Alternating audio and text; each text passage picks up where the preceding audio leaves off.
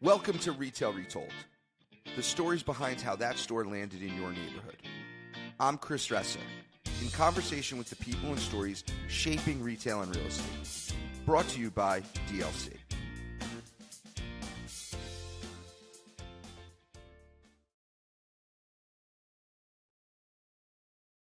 Welcome to Retail Retold, everyone.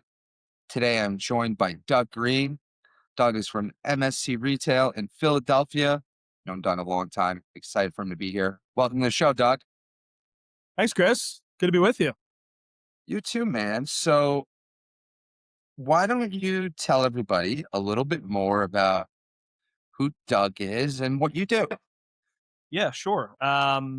So again, thanks for having me. I'm a big fan of what you're doing, and I'm glad we reconnected. And I love talking shop. I love explaining to everyone the world as I see it. We have a pretty unique and diverse lens here at MSC, so I think it kind of colors the way we see the industry. And I always respected you and the way you see the world, and love just talking shop. So MSC is a full service retail only brokerage firm, leasing, investment sales, management, consulting.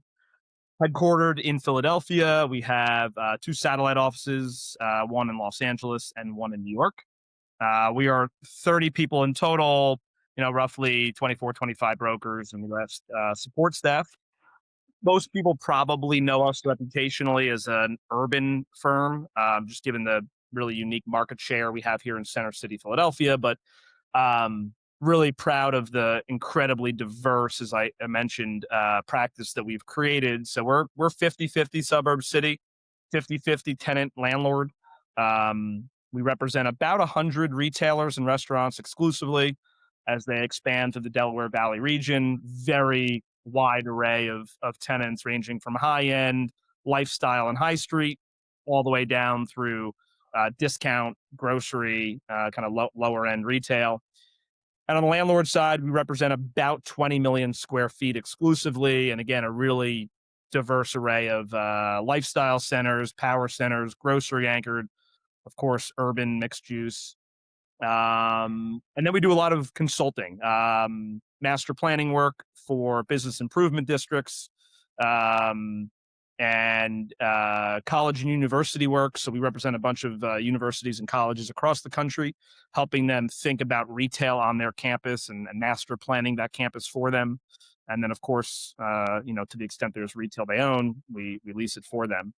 I've been with the company for coming up on 20 years. I've been a partner at the firm for the last 12, and I oversee the day-to-day operations of our company, from business development to strategic direction, hiring, really touch every aspect of our company. So I got a million questions. So one, the thing that surprised me, I didn't even realize, and so I knew tenant landlord. I didn't realize you were 50-50 urban suburban. That Yeah. surprised me. Wow. Yeah, I think look, we have great market share in the city. We've been here the longest of any of our competitors. When Philadelphia was not a super fun market to lease, when Center City wasn't as vibrant as it was today back in the late '90s, early 2000s, we were here, for better or worse. So we've been doing it the longest. We have great market share, and our listings tend to be higher profile. Big signs on Walnut, high profile tenants, Apple, Lululemon, etc. So it tends to catch a lot of eyes. Having said that, the suburbs in the Philadelphia market, like most MSAs, are vast. We Sure. cover the entire eastern half of the state, so State College all the way east, central and southern New Jersey, so call it the Brunswick, south, and all of Delaware. So that's a lot of geography. And while the deals are bigger in the city, there's just more of them in the suburbs, and it tends to all kind of equal out. So revenue-wise, we're 50-50. Wow. Yeah. So you mentioned you oversee all the day-to-day operations. How much of your time is spent as a person who's running a business versus a real estate person? Yeah, it's a good question, and I'm actually I think I'm pretty proud of the answer. I would say I'm probably Depends on the week of the month or but I'd say average across the year, I'm probably 60% of my time is spent as a broker and 40% as a executive leading the company. One of the best pieces of advice my partner and I got a long time ago was, you never take your best deal makers off the street. And I'm by no means our best deal maker, but I really think it's hard to manage brokers, oversee brokers, add value to their listing or their tenant account or whatever they're working on if you're not still relevant and in it. And it is a slippery slope, as those who run a brokerage firm know. The player coach model is sometimes done well and oftentimes not done well. But I think I balance it pretty well. And I think it really makes me a better manager because there's nothing I ask them to do that I either haven't done or I'm not currently doing. And allows me to stay really fresh on the market. We are in an information-based business. Information is our commodity. That's what we sell as brokers, right? Um, and when you get too far removed from the trenches, the day-to-day access to the information, I think it makes it really hard to manage brokers who are out there doing that. Plenty of people do it. There's plenty of managers that don't do a brokerage and do an incredible job. It's just not me. It's not how I run this company, and I think we're a better company for it. Sure. I would say, to challenge you a bit, it depends on size. I think you guys are sizable now. You get much bigger, Totally. you're not going to be able to do that. Yeah, absolutely, and we are growing, and part of that growth needs to be a little bit more management. But yeah, I mean, you go look at CBRE or any of the big guys; they have a managing director running that city or that region. It's impossible for them to be transactional. There's just too much to manage. But yeah, Yeah. I'm definitely in a unique position where I'm able to do it. I can wrap my arms around 20 some odd brokers. As you said, much bigger than that, it gets a little unwieldy. Yeah. All right. So we're gonna jump into something real quick. So we're gonna jump in real quick. You have a story about a deal in Rittenhouse Square, which is in Philadelphia, for those who don't know, about Equinox that was like 10 years in the making. So I think more, yeah. take us away. Yeah. It's look, I think it's a good lesson for any broker in playing the long game, which is an important perspective to have as a broker. I first started representing Equinox and really first toured with them, right? 2010, 2011. Um, and it's a really tough requirement for those who've been on either side of an Equinox deal. Very unique spatial requirements, substantial TI requirement, um, and really, and I applaud them for this. They want the best real estate. I mean, it is a point I want to be there type real estate program, which is very different from a lot of our other higher volume rollouts where they're doing too many to be that picky, right? And all brokers have that client that says, I don't need to be in your city. I don't need to do this deal. But if the optimal, perfect bullseye location came up, we'd look at it, right? And so the first phase of the relationship was, well, you don't need to be on Rittenhouse Square. Trust me, I'm in the market. I know the market. I'm a consumer in the market also. You can be a block off. Trust me, I know the market better than you do. And then that phase went to, okay, they're really not going to bite. I'm not going to change their mind. They and for those who know him, Jeff Winehouse, who runs I think he's chief development officer at Equinox, he literally was like, I want to be on Rittenhouse Square. I want to literally stare out of my club and see the square. And that was the direction I got. And after trying to convince them they were wrong, I set out. And those who know Rittenhouse Square, there's not a lot of places you can put a 40,000 square foot fitness club with a pool. And I mean, it really was one or two locations. And I think another good lesson learned, and something I try to impart on the people that I train, and I think it's a great trait for a broker to have is a creative vision, right? To see an opportunity where others don't see it. Anybody can go put a square peg in a square hole. T-Mobile's one of my clients. They I need call it 24. see space, leave space. So what? Yeah, Just see space, leave space. 2,400 square foot on an end cap in the suburbs. It doesn't take a whole lot of creativity. But there are many programs where you really need to be creative and have a vision and see something that another broker wouldn't, or maybe your real estate director wouldn't. And we literally looked at converting a parking garage, right? An existing operating, functioning parking garage, um, actually below my office, because it was on Rittenhouse Square and it had the ceiling heights and it had the gross GLA, and that obviously didn't work out. And fast forward a number of years, we ended up signing a lease with Southern Land Company out of Nashville, and through everything that could go wrong in a high-rise development, ground-up new development, add COVID in there. The deal is under construction right now, and with any luck, it'll open in the next 10 to 12 months. So, With that, without the new development, would you have found him a space? No, no. Again, you would have had to we're going to clear out multiple floors of an office building, take out a floor because you needed the ceiling heights. It would have taken a completely crazy redevelopment, again, redeveloping a parking garage. But if you if you play the long game, if you believe in your ability to pull a rabbit out of a hat, have a creative vision, and I really had no other choice, right? It was like, if we don't end up on Rittenhouse, we're not coming to Philly. It's that simple. And luckily along the way, just given the relationship, I was able to do a couple Soul Cycle deals, so that helped. But it is a really, really unique, obviously, tenant, and deal and transaction. And when it opens, it's one of those that I'll be really, really proud of the of the chase to get there. Well, congrats.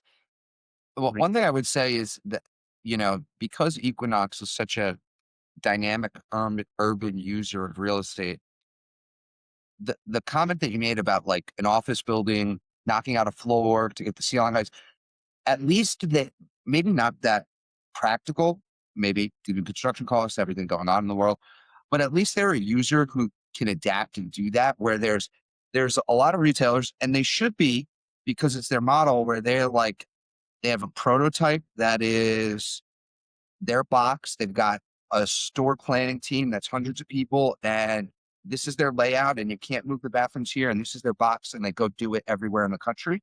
It's the same looking store. And that's really hard to replicate in urban environments, if not impossible. So you need someone who can go, okay, we're not going to do this in the urban environment, and here's how we're going to do it. So at least you had a user who was like that. Um, Well, look, that's always the push and pull, right? It's speed versus volume, right? And if you need to move quickly, and you need to open stores, you need to be nimble. But not, as you said, most tenants aren't. And that's when you end up with a frustrated tenant that needs to open up stores and can't find real estate and has a unique requirement, but they have their program. At some point something's got to give. do I'm curious because, I think this is an important part that you talked about a broker, which is you were trying to convince the client about that they could be a block off Rittenhouse Square, which I think is an interesting topic because that could go two ways. That could be like, one, okay, you're demonstrating that you really understand the market, or two, and like, some clients would receive that really well. Or two, there's other clients out there that would be like, this guy just wants to argue with me all day and he's not giving me what I want. And so and I imagine you deal with that often. How do you deal with that balance of that? Yeah, look, ultimately, I think clients are hiring us because we know the market better than they do, right? We can provide a certain level of expertise. Um, we have our ear to the ground. We're highly transactional. We live here, we work here, we live, eat, and breathe it. Right? They're parachuting in, and yeah, you hope, any broker hopes that a tenant is going to really rely on them and ultimately trust them and say, look, you know better than I do. You're here, I'm not. Right? Um, but not lost on us that they know their brand and they know their company better than we do, and they have a much wider lens than we do, right? They know what works and doesn't work in New York and Miami and in Denver and in LA. And they've tried the we're going to go one block off. And maybe it's worked and maybe it hasn't. So look, I think it's a delicate balancing act. I think it's about establishing a level of trust and credibility with the tenant. And I think also to your point, maybe the tenant looks at that broker and they're like, he's just trying to take the easy way out, right? Like, I told him I want to be on Rittenhouse. It's obviously a much heavier lift to do that. Sure, if I go a block off, it'd be easier for him. He just wants to get a deal done, right? Every broker fears that reputation of the broker that's just trying to slam a deal. Yeah. But again, with Equinox, it's different because they can look at me and say, I don't need to be in Philadelphia. I'd like to be. It'd be great. But if I can't find exactly what I want, I'll just go do Atlanta. I'll just go do Houston. I'll go Dallas. I don't have to be in Philly.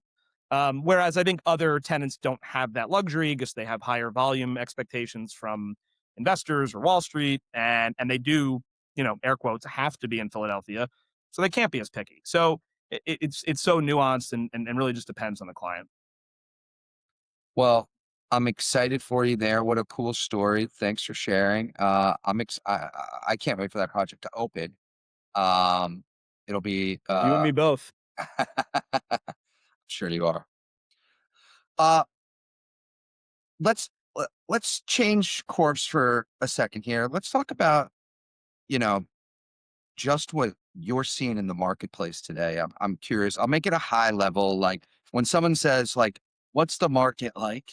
And they give you that line, what's your response from your lens? My response is usually identical always, which is real estate is local. And it's impossible to paint a broad brushstroke and answer that question. Yeah, I guess you could, aggregate the answer from all and average out all my answers from all the different submarkets and pull it all together. But it really depends. Urban, suburban, s- you know, tertiary markets versus a secondary or primary market, exurban versus primary suburban. If you're talking about the CBD in Philadelphia, for those who know it, Market in JFK, abysmal. Can't give away space. Why? No one's in the office buildings, or whatever, 50% full. So, I would say it's a really, it has to be a more of a hyper specific question. Um, So Generally speaking, I think are you running for office? Are you running for office? That's a great too diplomatic. that's a great political answer. To give me the real estate is local. So I'll be more specific for you. I'll be more specific. Talk to me about what's going on in Philly right now. I think you guys Sure. that retail market corner. Give me what's going on in Philly.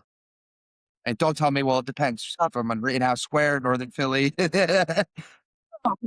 I'll say generally, Philadelphia as a city, from a retail perspective, is incredibly healthy, surprisingly healthy. We came out of COVID, I would say, better than most major metropolitan cities in the country. Philadelphia is, depending on how you look at it, a seven or eighth largest city in the country. We're 1.5 million in the city and just over 6 million in the MSA. Some of the high growth cities have kind of leapfrogged us, Houston and Phoenix and DC, MSA, but we're still a top 10 city in the country. And I really believe that we fared way better than many or most of our contemporaries. Why? We have incredibly dense downtown urban core. So when people weren't coming in to go to the office, when people weren't coming in from the suburbs to eat dinner and shop, when tourists weren't coming in, people live here. And that provides an incredibly stabilizing factor in a time of disruption like COVID. Moreover, you have institutions of higher education and advanced medicine, which is, as everyone knows, an incredibly stabilizing force for an economy. So those two things have really, I mean, Philadelphia rebounded way better than I ever could have imagined. I mean, summer of 2020, we were looking around Philadelphia, shocked and horrified. The city was empty.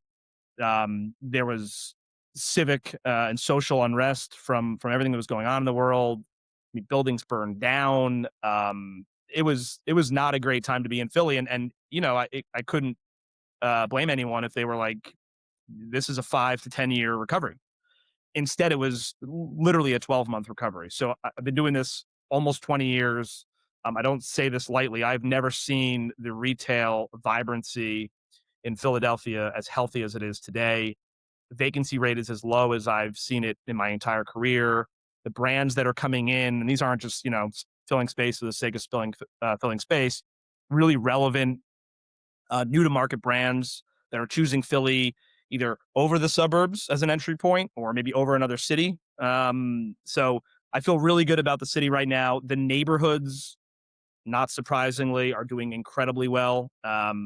People aren't in their offices 5 days a week. They're home. So these neighborhoods, which were once pretty sleepy during the work week, are now very vibrant. And you're starting to see some vertical development in these neighborhoods. So a retailer, 10 years ago that was coming to Philly, it was Rittenhouse Square. There wasn't any other discussion. That was it.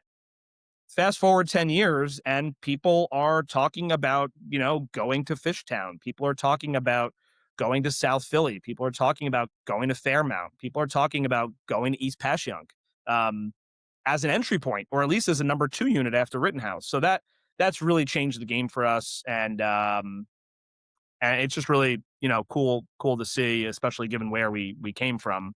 The suburbs are another conversation. Like in many metro areas, the suburbs are incredibly healthy and in many cases healthier than the cities. Again, people aren't going to work 5 days a week; they're home. And I would actually argue, and again, it gets back to my comment about real estate is local, and it depends which market you're talking about. But as a whole, um, we have many, many, many, many suburban markets where there's just not any vacancy. We can do all the site tours we want. We can have all the retailers listed on our website we want. But ultimately, if there's no space to put them in, it's really hard for us to make any money. So that, is going to be an interesting thing to track. The recessionary headwinds, I think, have not quite hit, and who knows whether or not that's going to happen. And it's hard to create more supply when, you know, construction financing is tricky and construction pricing is tricky, and landowners still have a 2 year ago sense of value. It's hard to create that extra value, or that extra supply, I should say, that we need, I think, desperately in a lot of these suburban markets. For sure. I think that's being nice, saying the financing and the pricing of construction is being tricky. It's I can tell you on my end, it's as a landlord, it's beyond tricky. So Pro- yeah.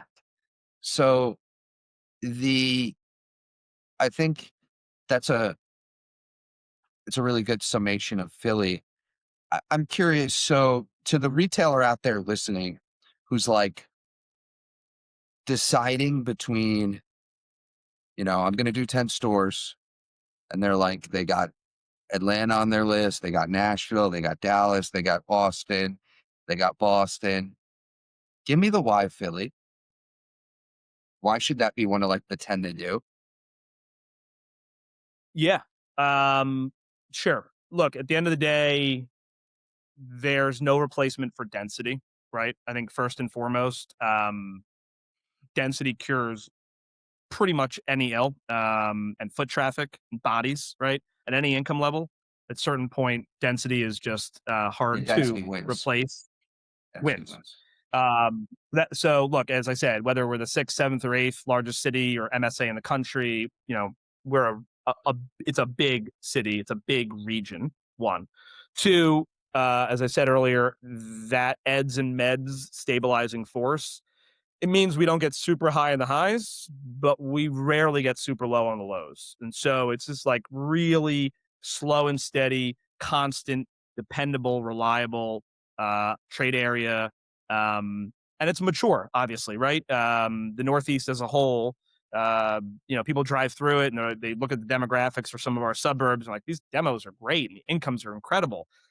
Retail just looks like tired and old. It's like, well, you're in the Northeast, there hasn't been a ton of new development in the last 30 years. It's not Phoenix. It's not Houston.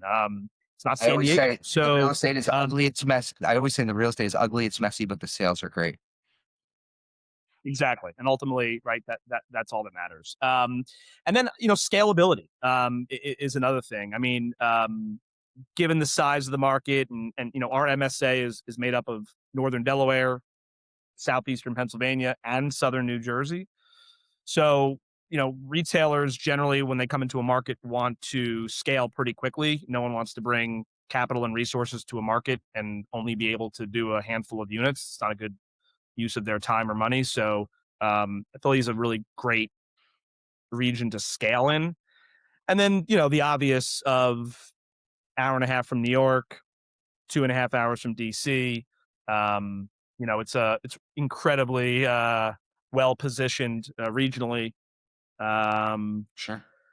And that's like, well, Great. and look, Great. the obvious one that the obvious answer that people normally give is really low cost of living compared to some of our neighbors. And so if you're looking to, attract talent from our local colleges and universities, of which we have many, or from out of state, compared to a lot of our contemporaries from Boston, which has gotten outrageously expensive, to New York, obviously, to DC. I mean, no brainer. I mean, Philadelphia and the region as a whole is by far the most affordable to live and raise a family. Yeah. I'd also add,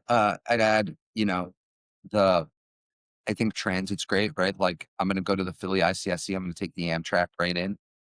Um, right. I think the culture is super interesting and the history. You got the Liberty Bell and the whole culture around it. Like I've run up the Rocky Stairs before, and I think there's a lot of culture and um that that really and that history that you can't get in some of these new places, and that creates tourism and a lot of other things that make Philly unique. So, and a Yep, good cheesesteak, no doubt.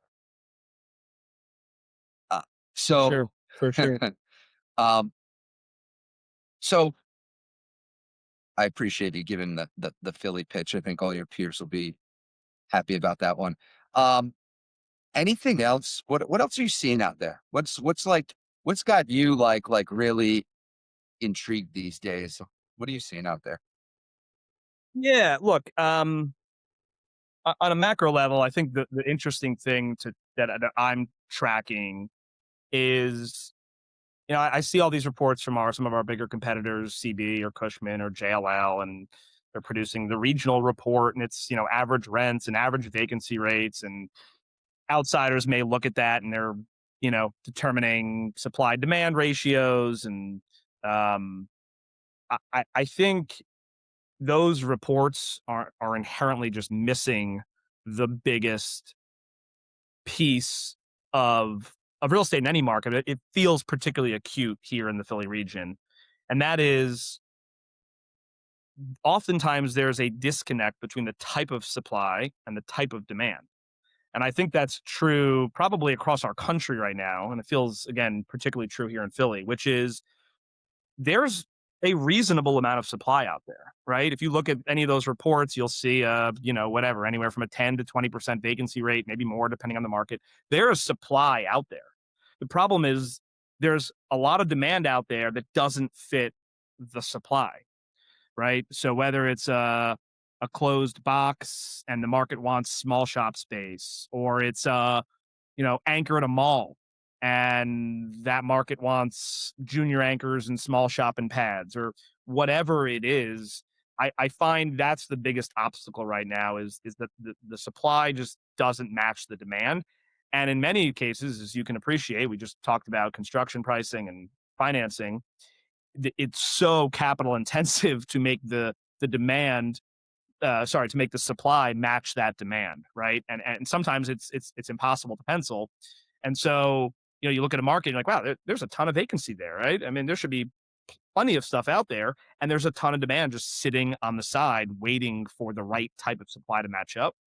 So I think that is just an interesting thing to watch, and we need a time in the cycle, because it didn't happen the last time in the cycle, where interest rates are super low, construction pricing is reasonable, and those two don't obviously always follow, to correct some of that.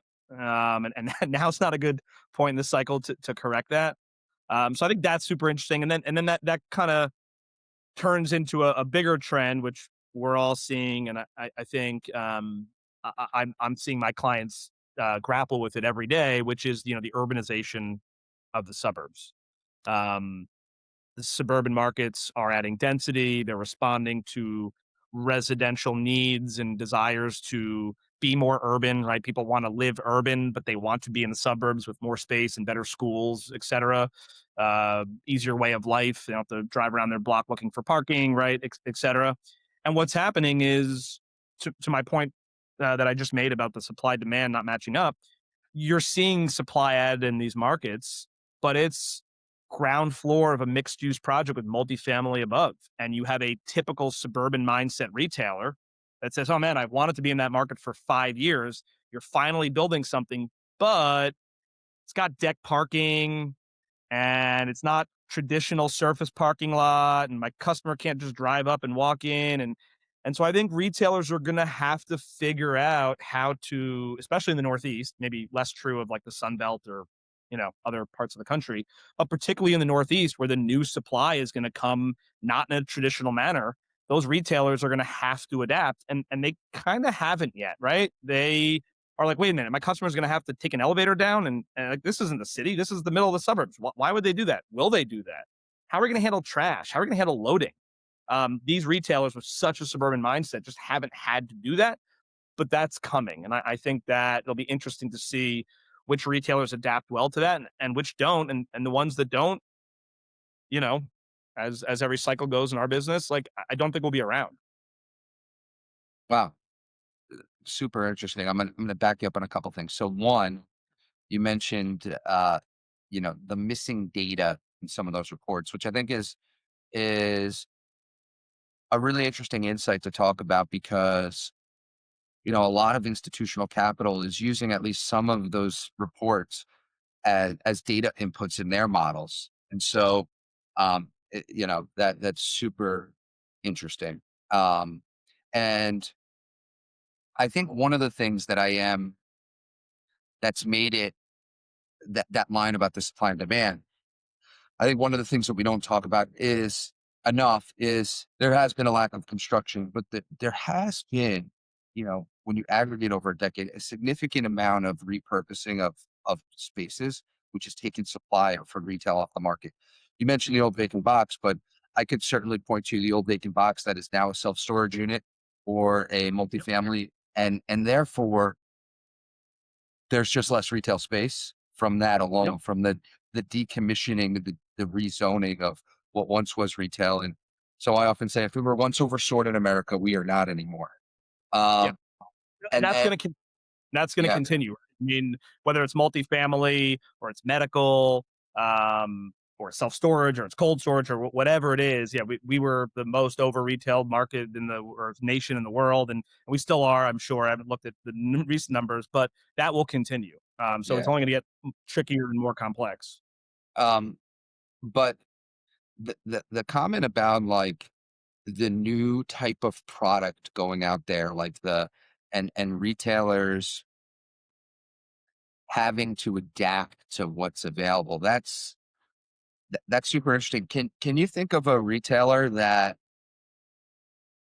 because even for me, it's a little out of my day to day. I own shopping center space, right? So that's a little bit out of my day to day still.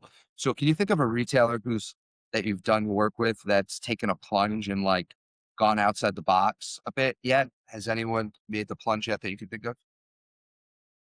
Yeah, I mean, look, I think the grocers and the fast casual tenants, just given their growth aspirations, have had no choice. And right, so they're naturally the ones that are finding themselves doing it first. and maybe being pioneers. Whether it's Sprouts is probably a good one, or even Giant locally and their heirloom concept. They've started to realize that if we can give our customers easy in, easy out, easy, clean, well lit place to park, we can get loading somewhere in the ground floor or the basement. We're willing to try to start to change some suburban habits, right? Shake Shack is a client of mine, and I think they're doing a great job of this, realizing that um, not every suburban market can be a freestanding pad. Not every suburban market you're going to get drive-through. So your choice is skip over the market and wait, forever or whatever that means, or say, I want to be in that market. I can adapt. Doesn't have to be drive through. I can go in the ground floor mixed use. Shake Shack has the benefit of having some urban DNA in them, right? So they were Sure. able to kind of wrap their head around that maybe more than others. But I'm talking, the ones that I'm curious to see how it'll all shake out. I'm talking about the, typical power center suburban, Yeah. junior I, boxes, even a little I'm interested. smaller. I'm interested to see if it happens because that'll be fascinating. And I you mean, and at I can some talk. point, these tenants need to keep growing, right? Whether it's a Wall Street thing or, as I said earlier, an investor thing, they need to keep growing. And as we start taking, as you said, more supply off the market, um, and these markets get tighter and tighter, right? The Northeast, especially, and other parts of the country are not getting any less dense. Something's going to have to give. So I'm not suggesting the whole world's going to be mixed use and apartments above and retail on the ground floor. Clearly, that's not the case. But um, you know, it could be parking counts, right? We all know retailers that think they need a certain amount of parking, and we all roll our eyes and we're like, the world's changed, right? With rideshare and public transportation and whatever. Like you don't need those parking ratios, or townships. You don't need those parking ratios. Um, so I think everyone's hand's going to be forced to start to change. And I guess what I'm saying is, the fast casuals of the world, the grocers of the world, seem to be through no choice of their own, kind of leading the pack there. Very cool. Well, listen, this has been great. I really appreciate the time, Doug. Um, Got it. I want to take us to the last part of the show. I call this retail wisdom. I got 3 fun questions for you. Are you ready? Let's do it. All right. Question 1. What extinct retailer do you wish would come back from the dead? I'm gonna give a curveball here. One of my old clients, Performance Bicycle. Okay. I'm a big cyclist, so little bit of a near and dear to my heart. But for those that remember, Performance Bicycle was around, and they went bankrupt literally 6 to 9 months before COVID hit. And if everyone remembers what happened when COVID hit, bike shops were like it was the greatest business to be in, right? They couldn't make the bikes fast enough. Every bike retailer went crazy, Yeah. crazy sale. And if Performance Bike had literally, I mean, obviously no one knew the pandemic was coming, but had they just stuck around for 6, 9 more months, we wouldn't be talking about them as an extinct retailer. Wow. What a great answer. No one said that yet. So I appreciate it. All right. Question Uh, 2. you usually get the Blockbuster Video, Yes. Caldor, AIM, Yes. Toys R Us. That's a big one. Toys R Us. Sure. Question 2. What's the last item over $20 you bought in a store? Oh, um, it was it definitely was a pair of sneakers. I'm a big sneaker guy. I have a problem, I would say. I have too many, and so yeah, I think it was a pair of Jordan Lows that I definitely didn't need, and impulse buy for sure. God. Last question. If you and I were shopping at Target and I lost you, what aisle would I find you? It's easy. Toy aisle, no doubt. Just because my kids would probably be there, and as you and I talked about, I have a growing number of them. Expanding family. So definitely the toy aisle. A, there's probably always something that I'll buy for them, but B, it's just a good place to keep them occupied. While I'm trying to do a shop there with my wife, ride a bike and throw a ball or whatever. Awesome. Well, Doug, this has been great. Really appreciate it. Um, Thanks so much, man. Yeah, man. You got it, man. Really, really appreciative of your time and love what you're doing. Keep doing it, and I'll be here listening to all the future podcasts for sure. Excellent. Appreciate you watching. Hit subscribe. See you in the next one.